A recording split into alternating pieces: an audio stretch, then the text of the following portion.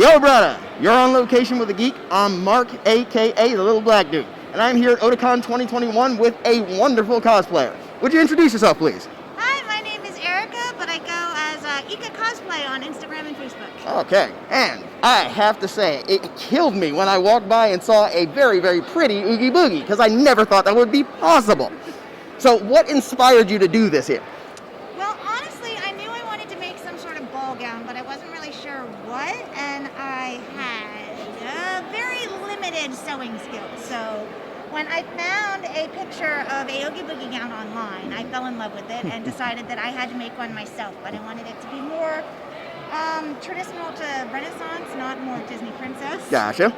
I took 2 sewing classes, spent about 6 months putting it together. Burlap seemed a great place to start, because any mistake I make, I could just put a bug on top of, and no one will know. That right there is creativity. So you said this is made of burlap, correct? It is, yes. All right. Is there what else have you used, like for the corset, for example?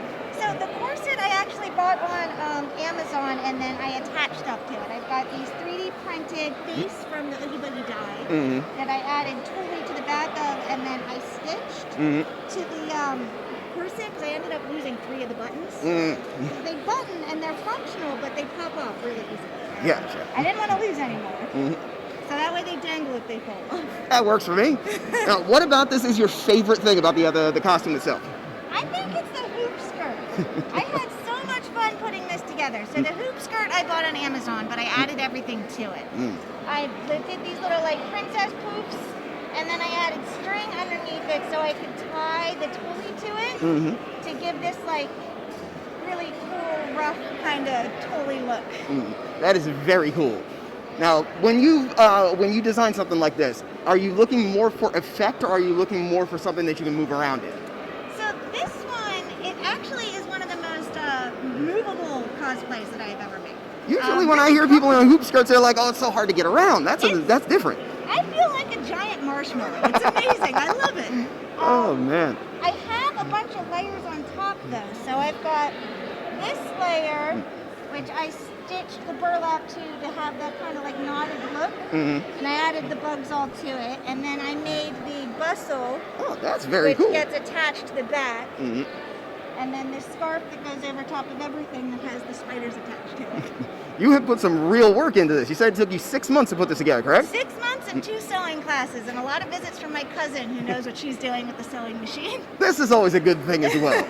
So what other costumes have you done that are kind of on this level of work that you put in? So I did McCree, but I did kind of like a femme McCree. Okay. Sort of same kind of thing, real Renaissance feel to it. So it was pure McCree from the waist up, and then I had a really big skirt, which looked fabulous. Hey, I'm not going to complain about that. That sounds really awesome. So how many people shouted it's high noon at you? Oh my goodness, I lost track of time. Actually, I get brain foggy if I become a little overstimulated, and there were some times where I'd get what time is it, and I'd actually like look for my phone or my watch, and then feel really sad because I just made them sad. Oh, man.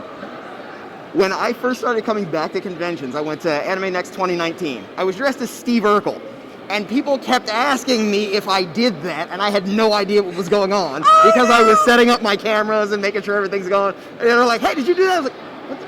Oh, wait, did I do that? The first well, I get it. I had to deal with was Hellsing Ultimate. I was the police girl.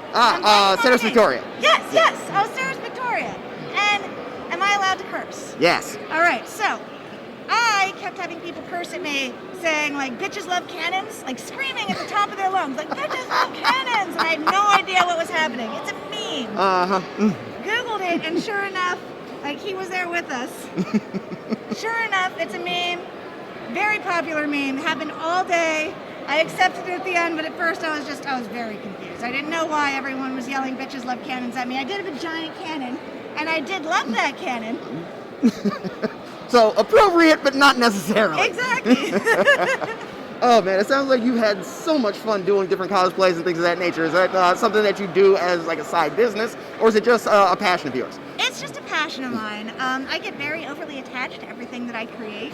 I have had a lot of people ask if I can make this dress for them, and with how much time and effort, I honestly don't know if I'd be able to recreate it with where my skills are right now. But I am thinking about making this mask for a bunch of people, because I've had a few people ask for the face mask. That would be that very would be cool. easy.